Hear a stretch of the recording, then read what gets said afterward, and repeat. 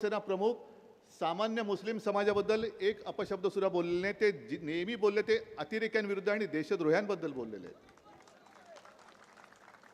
आणि माझं पुढचं भाषण सुरू करण्याच्या आधी मी काल एका सभेत बोललो होतो आणि दसरा मेळाव्यात बोललो होतो, संभाजीनगरला बोललो होतो.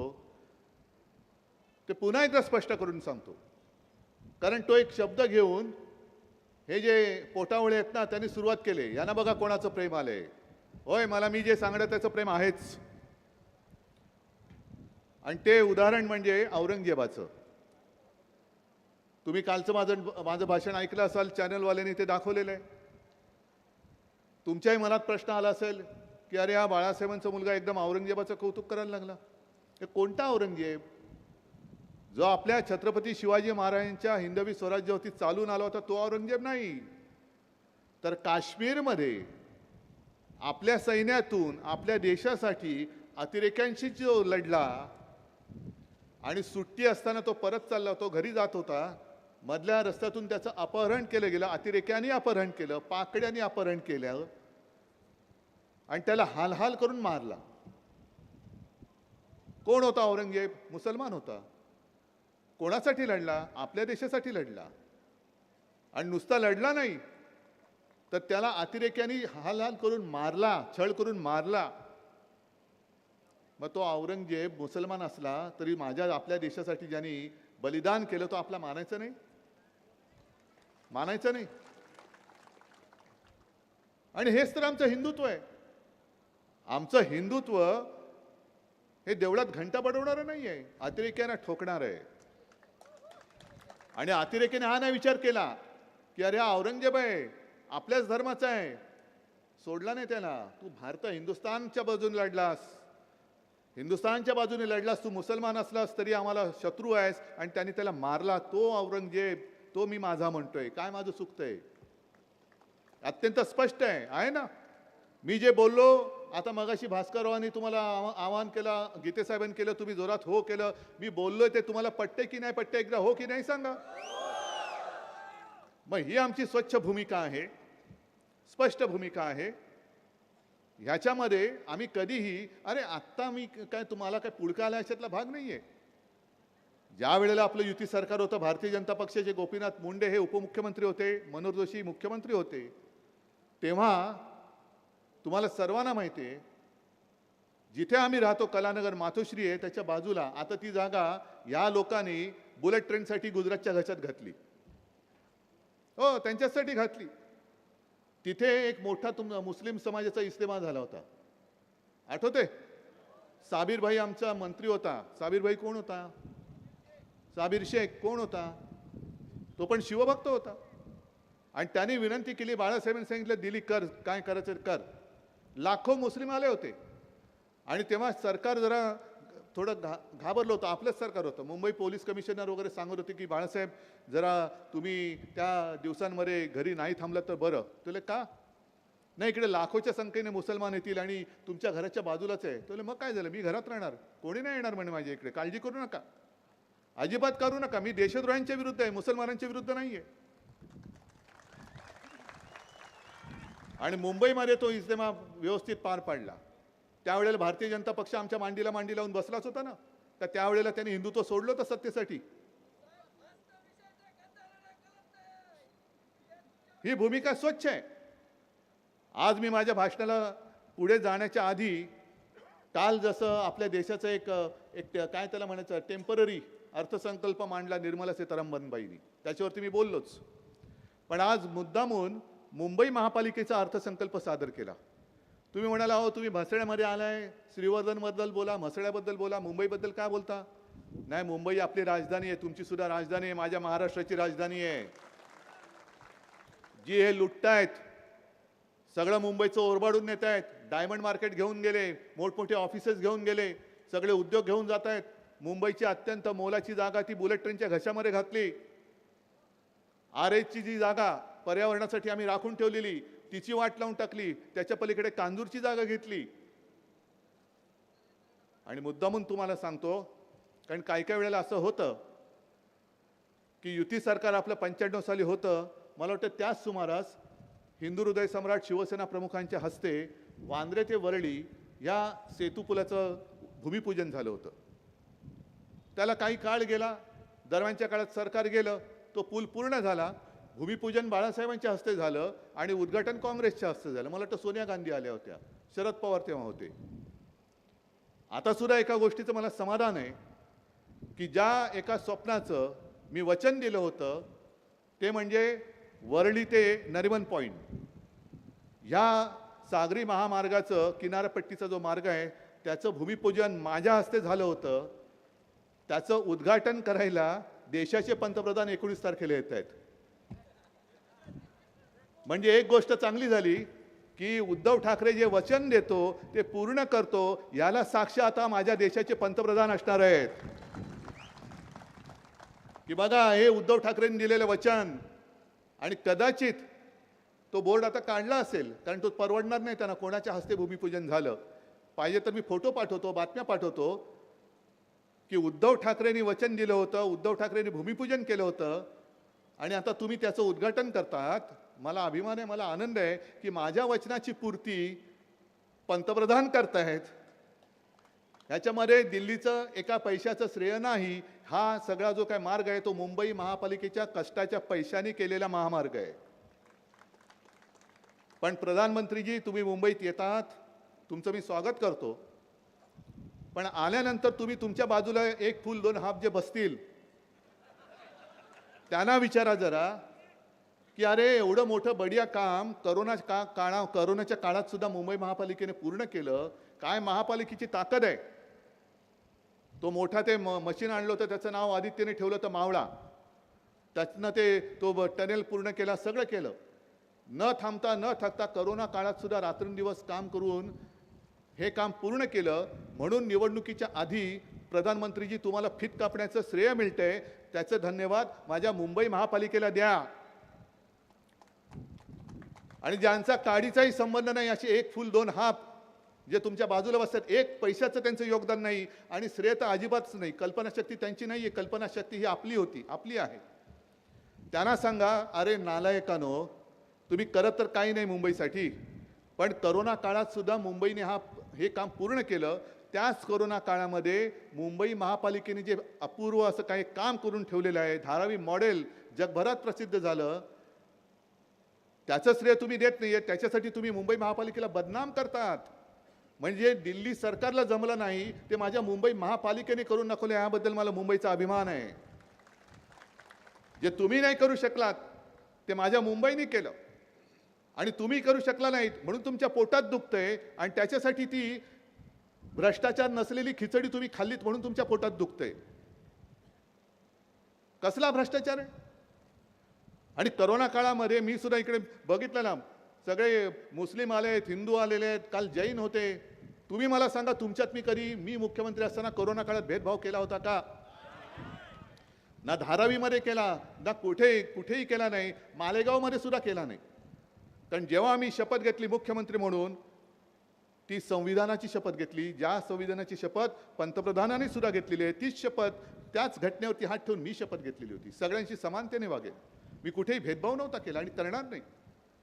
शिवसेना रक्तदान शिबिर घेतं, आमचं रक्त कोणाला जातं, हिंदूला जातं, मुसलमानाला जातं, आम्ही नाही बघत. पण जे काम केलं आहे, तुम्ही चांगलं काम कराल, तुमची आम्ही तारीफ करू. पण जर मी अनेकदा सांगितलेलं की करोना काळामध्ये देशामध्ये सर्वोत्तम मुख्यमंत्र्याचा बहुमान पहिल्या 5 मला नेहमी मिळाला. हे माझं कर्तृत्व नाही, हे सगळं माझ्या जनतेचं आणि प्रशासनाचं हे कर्तृत्व आहे. त्यांच्यामुळे म्हणजे हे त्यांचं नाव मुख्यमंत्री म्हणून माझं नाव त्याच्यात आलं. माझं नाही आहे काय त्याचे श्रेय. पण आपल्याला जर का आपल्या लोकांची तारीफ करता येत नसेल तर कपाळ करंटे टीकाकार असतात जे आपलेच, त्यांना अभिमान वाटायला पाहिजे होता की जगाला जे जमलं नाही, जगाने ज्याची तारीफ केली ती मुंबई, त्या मुंबई महापालिकेचं कौतुक करायच्या ऐवजी तुम्ही मुंबई महापालिकेला बदनाम करताय. आणि ज्या मुंबई महापालिकेने स्वतःच्या हक्काच्या पैशाने, केंद्राच्या पैशावरती नाही, जो सागरी महामार्ग केला त्याचं श्रेय घ्यायला प्रधानमंत्री येत आहेत. प्रधानमंत्रीजी तुमचं मुंबईत स्वागत आहे. फक्त आशा एक आहे, कारण गेल्या वर्षभरात मी तिकडे काही गेलेलो नव्हतो. निवडणुकीच्या साठी घाईगडबडीने हा अर्धवट तर तुम्ही ओपन नाही ना करत. म्हणजे एकच बाजू ओपन केली, कर दो. का पूर्ण करताय ते आता 19 तारखेला कळेल की पूर्ण ब्रिजचं उद्घाटन करताय, महामार्गाचं करताय की अर्धवट घाईघाईनी श्रेय घ्यायला करताय ते कळेल. पण निदान एक गोष्ट नक्की की त्या निमित्ताने पंतप्रधानांना आपल्या मुंबईची ताकद काय ती कळेल की मुंबई आपल्या ताकदीवरती काय करू शकते. ही मुंबईची ताकद आहे. बाकी सगळा आनंदी आनंदच आहे. इकडे आज मला आल्यानंतर जे गीते साहेब बोलले त्यावेळेला जी पोटनिवडणूक झाली होती, मला खरंच तुमच्या सगळ्या श्रीवर्धनकरांचे आभार मानायचे, धन्यवाद द्यायचे. ते एवढ्यासाठी द्यायचे की त्यावेळेला मगाशी तुम्ही कोण काय बोलला त्याचं नाव म्हणजे कळलं सगळ्यांना. त्याला शिवसेना प्रमुखांनी लात मारून हाकलून दिला होता. तो गेला नव्हता, त्याला हाकला होता, गेट आउट. आणि काळ थोडासा विचित्र होता. एकामागोमाग एक पोटनिवडणुकीत आपण पराभव स्वीकारत होतो. श्रीवर्धनची पोटनिवडणूक आली. काय करायचं, कोण लढणार?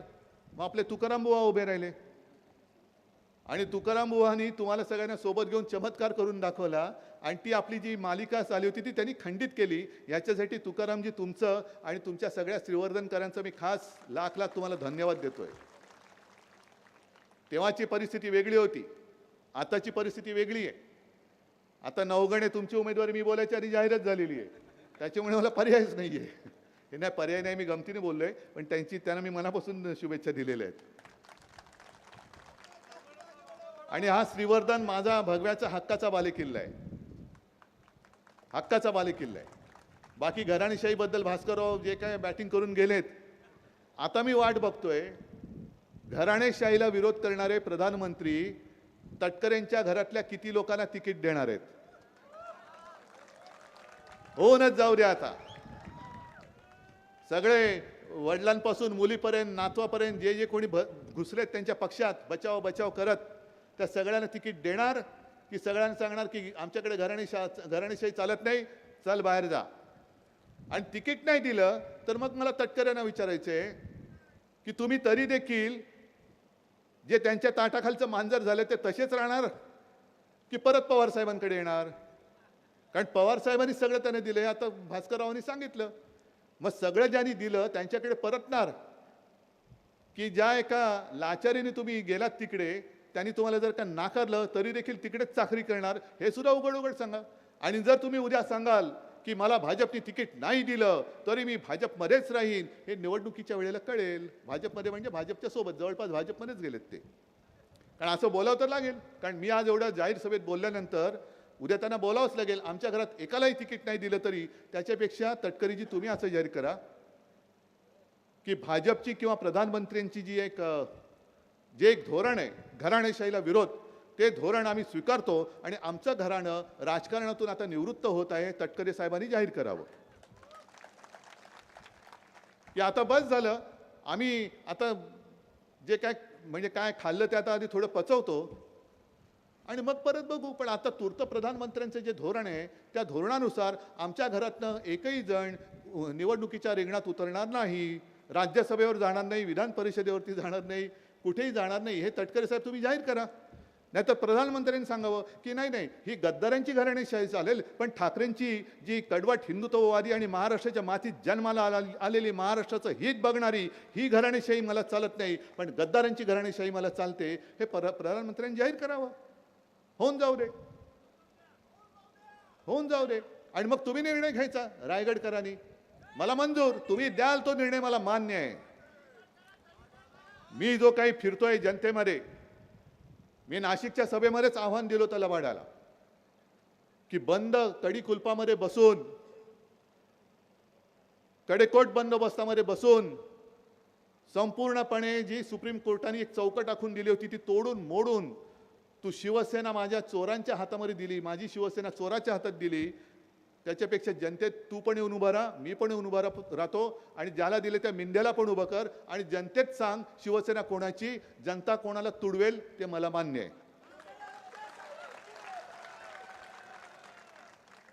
ठरवून टाका ना एकदा कोणाची शिवसेना. अरे मुळामध्ये शिवसेना स्थापन झाली ते जे काही दिवस होते तेव्हाही कोणी आपल्यासोबत नव्हतं, कोणी नव्हतं. मराठी माणसाची होणारी गळचेपी याच्या विरुद्ध आवाज त्यावेळेला शिवसेना प्रमुखांनी उठवला होता शिवसेनेच्या माध्यमातून. अनेक जणांनी तेव्हा त्यांना सांगितलं की तुम्ही प्रांतवादी आहात, तुम्ही संकुचित वृत्तीचे आहात. ते म्हणाले तसं नाहीये. प्रत्येक जी आपल्या देशामध्ये भाषावार प्रांत रचना झाली, प्रत्येक भाषेला एक प्रांत मिळाला, तसा माझ्या मराठीला महाराष्ट्र मिळाला.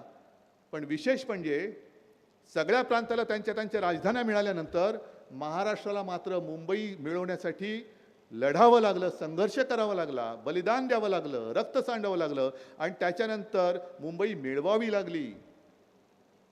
मग मराठी माणसाचा आवाज घेऊन शिवसेना पुढे निघाली.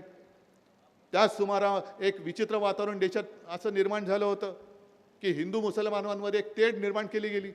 मग आम्ही हिंदुत्व आहोतच, हिंदू म्हणून पुढे गेलो. आता आमचं हिंदुत्व सगळ्यांना कळल्यानंतर मला सुद्धा घरी येऊन काही मुस्लिम बांधव भेटतात आणि आता सुद्धा मी गेलो होतो घरी. सगळे मुस्लिमांना आता कळलं की शिवसेना ही कोणाच्या, ह्यांचं हिंदुत्व म्हणजे नेमकं काय आहे हे आता त्यांना व्यवस्थित कळलेलं आहे. का ही सगळी लोक आमच्यासोबत येत आहेत. अगदी मातोश्रीमध्ये आल्यानंतर सुद्धा मी मुस्लिम जे बांधव येतात त्यांना विचारतोय, अरे तुम्हाला कळलंय तुम्ही कुठे आलात? हे हिंदू हृदय सम्राटांचं घर आहे, त्यांचा मी मुलगा आहे आणि तरी देखील तुम्ही माझ्या घरी येताय, माझ्याशी बोलताय. आणि ते म्हणतात साहेब बरेचसे मराठीच बोलतात, जसं तुम्ही आता आवाहन केलं ना, बहुतेक सगळे हे सुद्धा घरी येऊनच गेलेले आहेत. सगळे सांगतात की आम्हाला आत्तापर्यंत तुमच्याबद्दल एक गैरसमज करून दिला होता की तुम्ही म्हणजे जणू काय मुस्लिमांचे शत्रूच आहात. आता आम्हाला कळलं की तुमचं हिंदुत्व हे राष्ट्रीयत्व आहे. आम्ही सुद्धा या देशाचे प्रेमी आहोत. आम्हाला सुद्धा लोकशाही वाचवायची आहे. आम्हाला सुद्धा या देशामध्ये हुकुमशाही नको आहे आणि म्हणून आम्ही तुमच्यासोबत येतोय. मग हे सगळे असे देशाच्या प्रेमासाठी माझ्यासोबत येणार असतील आणि आलेत तर हे भाजपला काय अधिकार आहे शिवसेनेने हिंदुत्व सोडलं बोलायला? जर एवढ्या मोठ्या संख्येने मुस्लिम आमचं हिंदुत्व मान्य करून, अगदी प्रकाश आंबेडकर सुद्धा बोलले होते म्हणून आपण त्यांच्याशी युती केली की शिवसेनेचं हिंदुत्व मला मान्य आहे. मग मला भारतीय जनता पक्षाला विचारायचंय की तुम्ही आत्तापर्यंत बोंबलून सांगताय सगळ्यांना की अब की बार 400 पार ना, अब की बार आर पार ना, पण 400 पार होणार आहात तर मग अजूनही फोडाफोडी का करताय? बरं फोडाफोडी करताय ते करताय, आज सुद्धा उद्धव ठाकरे शून्य आहे ना? उद्धव ठाकरेकडे कोणता पक्ष आहे? नाहीच आहे. उद्धव ठाकरेकडे चिन्ह आहे? नाही आहे. मग उद्धव ठाकरे आणि उद्धव ठाकरेच्या सोबत जे निष्ठेने राहिले त्यांच्या मागे तुम्ही का लागलात? एवढे तुम्ही विश्वगुरू आहात, तुमची महाशक्ती आहे. मग माझ्यासारख्या एका सामान्य माणसाच्या आणि त्या सामान्य माणसाबरोबर असलेल्या अतिथी सामान्य माणसाच्या घराघरामध्ये ईडी सीबीआय का घालताय? कारण तुम्हाला माहिती आहे की सामान्य माणसाची ताकद ही कोणत्याही हुकुमशहापेक्षाही मोठी असते. हुकुमशहा किती मोठा असू दे, हुकुमशहा किती माजू दे, पण जेव्हा सर्वसामान्य माणूस एकवटून जेव्हा एक पोलादी मोठ त्याच्या नाकाडावर मारतो तेव्हा मोठे मोठे हुकुमशहा सुद्धा उतारणे झालेत. हा 500-1000 वर्षापूर्वीचा नाही, आत्ता 100-150 वर्षातला इतिहास आहे. हिटलरपासून सगळ्यांचा. हिटलर असेल, मुसोलिनी असेल, सगळे हुकुमशहा असेच पहिले लोकशाहीच्या मार्गाने. हिटलर तर तसाच गेला, नंतर त्यांनी पोलादी पकडीमध्ये जर्मनी घ्यायचा प्रयत्न केला, पण शेवटी त्याला सुद्धा वाईट पद्धतीने जावं लागलं. ही सर्वसामान्य माणसाची ताकद असते. ही ताकद तुमच्यामध्ये आहे, ही ताकद आहे तुमच्यामध्ये. पण तुम्हाला असं भुलवून टाकायचं, असं एक संभ्रमात टाकायचं की जणू काय आता मीच. आणि मीच म्हटल्यानंतर मी एक उदाहरण मला वाटतं दिलं. आता काय उदाहरणं 30 द्यावी लागतात, कारण शेवटी प्रचार म्हटल्यानंतर आपले मुद्दे काय आहेत, आपले विचार काय आहेत हे रिपीट थोडेसे होणारच. जेव्हा आपल्याला विचारतात की हे सगळं ठीक आहे तुम्ही बोलताय, आज मी येताना ऐकत होतो, एक पत्रकार म्हणाले उद्धव ठाकरे एवढे तिखट किंवा कडू काय बोलतात. मी कडू नाही बोलत, मी सत्य बोलतोय. आणि सत्य हे नेहमी कडू असतं किंवा सत्य नेहमी कडू असायलाच पाहिजे असं नाही, पण जे सत्य असतं, कारण आपल्या देशाचं ब्रीद वाक्य सत्यमेव जयते आहे. भाजपने ते सत्तामेव जयते असं केलेलं आहे. सत्तामेव जयते. मी जो उभा राहिलेलो तो मी लोकशाही वाचवण्यासाठी उभा राहिलेलो आहे. लोकशाही वाचवताना जेव्हा आपल्याला विचारतात की पर्याय काय, मग तुम्ही आता मतदार आहात, तुम्ही एक विचार करा, तुमच्या समोर मी जे बोलतोय ते असं कल्पना करा हे तुमच्या बरोबर आहे, तुमच्या समोर आहे. तुम्हाला मतदान द्यायचंय, करायचंय, करणार ना? मतदान तुम्हाला एकालाच करावं लागेल, बरोबर आहे. 10 उमेदवार असतील, 50 उमेदवार असतील, पण तुमचं मत एक माणूस आणि एक मतदार आणि एक मत, बरोबर. मग तुम्हाला मी पर्याय देतो. चला, पर्याय कसा? मतदानाचा पर्याय नाही, एक पर्याय असा देतो की तुमच्यासमोर 2 पेले मी ठेवतो, ठीक आहे, आणि 2 पेल्यामध्ये एका पेल्यामध्ये प्रयोगशाळेत चाचणी केलेलं अत्यंत खतरनाक असं विष आहे आणि त्याच्यावर लिहिलेलं की हा विषाचा प्याला आहे. दुसरा पेला आहे त्याच्यामध्ये मात्र काय आहे माहिती नाही, पण तुम्हाला मत द्यायचंय, मत द्यायचंय. तर तुम्ही जे विष दिसतंय ते प्याल की जे काय माहिती नाही ते प्याल, हे ज्याची त्याची मर्जी आहे. आतापर्यंत 10 वर्षात जे काही झालं आणि यापुढे ज्या दिशेने आपण चाललेलो आहोत, चंदीगडमध्ये जसं दिवसा ढवळ्या लोकशाहीचा मुर्दा पडला, महाराष्ट्रामध्ये लोकशाहीचा मुर्दा पडला, तिकडे नितीश कुमारला घेऊन तिकडे सरकार पाडलं, म्हणजे सगळीकडे पाडापाडी करायची. म्हणजे काही वाटेल ते करा, पण सरकार आपलं झालंच पाहिजे. ही लोकशाही आणि ही हुकुमशाही तुम्हाला मान्य असेल तर विष ज्या पेल्यावरती लिहिलंय ते विष जरूर प्या, माझं काही मत नाही आहे. पण आजपर्यंत ज्यांना आपण असं म्हटलं, मला तुम्ही सांगा, मी काँग्रेसचा काही लगेच तारीफ करणारा नाही झालेलो, पण नरसिंहराव पंतप्रधान होतील आपल्याला वाटलं होतं, मनमोहन सिंग पंतप्रधान होतील आपल्याला वाटलं होतं, पण आजपर्यंत जे पंतप्रधान झाले त्याच्यात नरसिंहराव हे एक उत्तम पंतप्रधानपैकी एक पंतप्रधान झाले होते की नव्हते हे तुम्ही सांगा. मनमोहन सिंगांनी सुद्धा पहिल्या 5 वर्षामध्ये चांगलं काम केलं होतं की नव्हते तुम्ही सांगा. मग 10 वर्ष आपण ह्यांचा सगळा अनुभव घेतल्यानंतर ह्यांचं हिंदुत्व काय ते कळलेलं आहे, यांच्या विकासाचं स्वप्न हे कळलेलं आहे. यांच्याकडे कोणी आदर्श नाही, कोणी नेता नाही, म्हणून दुसऱ्याचे आदर्श चोरतायत. अगदी आपले हिंदू हृदय सम्राट सुद्धा चोरतात, कारण स्वतः कोणी त्यांच्यात हिंदू हृदय सम्राट होऊच शकत नाही, किती जन्म घेतले तरी होऊच शकत नाही. मग असं ह्या ज्यांनी पक्षाचा चोर बाजार मांडलाय ते उद्या देशाचा चोर बाजार करतील, त्याला तुम्ही शक्ती देणार आहात, सोबत देणार आहात, मत देणार आहात? हा रायगड आहे, हा छत्रपती शिवाजी महाराजांचा महाराष्ट्र आहे, रायगड आहे. आणि छत्रपती शिवाजी महाराजांनी सुद्धा आग्र्याहून ते सुटका झाल्यानंतर स्वराज्याची स्थापना केली, त्यांचा राज्याभिषेक सुद्धा. म्हणजे तेव्हा सगळ्यांना असंच वाटलं होतं की आता यांच्याकडे राहिलं काय, म्हणजे नशीब तेव्हा चॅनल किंवा काही नव्हते, नाही तर चर्चा सुरू झाल्या तर किती छत्रपती शिवाजी, म्हणजे तेव्हा छत्रपती नव्हतेच, शिवाजी महाराज परत येतील असं किती जणांना वाटतं. 71% लोकांना होय वाटतंय, 15% वाटतं नाही वाटतंय, आणि 4% लोकांना सांगता येत नाही. असं नव्हतं तेव्हा, तर निवडणुका नव्हत्या. ठीक आहे 5 वर्षांत पुन्हा बघू असं नव्हतं, मरणाशी गाठ होती. अफजल खान आला, ती सुद्धा लढाई, ती निवडणूक नव्हती झाली. अफजल खान आला, मत द्या अफजल खान, असं नव्हतं. सरळ सरळ प्राणाशी तू तरी जगशील नाही तर मी तरी जगेन. आग्र्याला छत्रपती शिवाजी महाराजांना घेऊन गेल्यानंतर सगळे मिर्झा राजे जयसिंग, म्हणजे ते सुद्धा हिंदूच, पण औरंगजेबाच्या पदरी नोकरी करणारे, त्यांनी छत्रपती शिवाजी महाराजांना त्यांचा पराभव करून आग्र्याला घेऊन गेले. तिथून ते परत येतील की नाही ही एक शंका असताना महाराज तिकडनं आले, निसटले, आणि त्याच्यानंतर त्यांचा राज्याभिषेक झालेला आहे. त्याच्यामुळे हा जो महाराष्ट्र नाही, ह्या मातीचं तेज हे काहीतरी वेगळं आहे.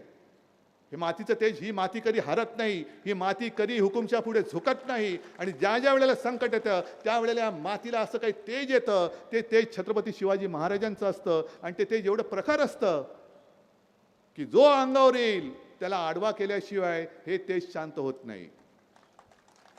आणि त्या सगळ्या तेजाचे आपण वारसदार आहोत. इंडिया आघाडीमध्ये कोण राहिले, राहतील, पण माझा महाराष्ट्र काय करणार? छत्रपती शिवाजी महाराज की जय बोलणारा हा माझा महाराष्ट्र आहे. जय भवानी जय शिवाजी बोलणारा हा माझा महाराष्ट्र आहे.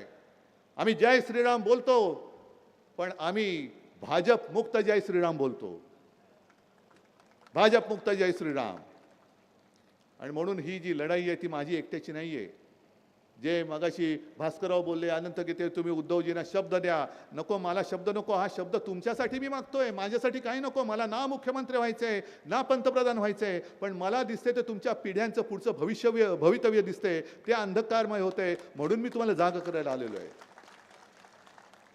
हे मत नुसतं आपण अनंत गीतेंची उमेदवारी जाहीर केली, नवगणींची जाहीर केली, आणखीन कोणाची केली, तिकडे स्नेहलताईची केली, ह्यांना मत दिलं म्हणून मी प्रचाराला आलेलो नाही. त्याला मत म्हणजे तुमच्या उज्ज्वल भवितव्याला मत आहे, नाही तर तुमच्या पुढच्या पिढ्या, जे मी भारतीय जनता पक्षाच्या कार्यकर्त्यांनाही सांगतोय, RSSच्या प्रचारक कुटुंबियांना सुद्धा सांगतोय की ज्यांच्यासाठी ज्यांची तळी तुम्ही उचलताय ते कोणाचेही नाहीत. ते तुम्हाला देखील जसं शिवराज सिंग चौहानानं उचलून फेकून दिलं तसं तुम्हालाही उचलून ते फेकून दिल्याशिवाय राहणार नाही. म्हणून आत्ता जागे व्हा आणि देशावरती येत असलेले संकट हे आत्ताच थोपवा, हे आत्ता थोपवा.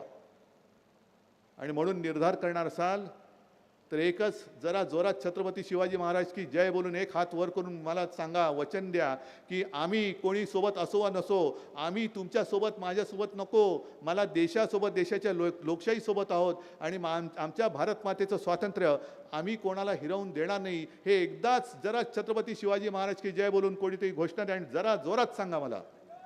छत्रपती शिवाजी महाराज की जोरात. जय. जय भवानी. अरे आवाज एवढा मोठा असला पाहिजे, काल बोलत असे छप्पर उडायला पाहिजे, तोपर्यंत मी तुम्हाला उठू नाही देणार. चल दे. छत्रपती शिवाजी महाराज की. छत्रपती शिवाजी महाराज की. चला सगळ्यांना खास सगळ्यांना मी धन्यवाद देतो. आणि आता झोपायचं नाही, म्हणजे रात्री जागू नका. झोपायचं नाही म्हणजे लोकशाहीच्या दृष्टीने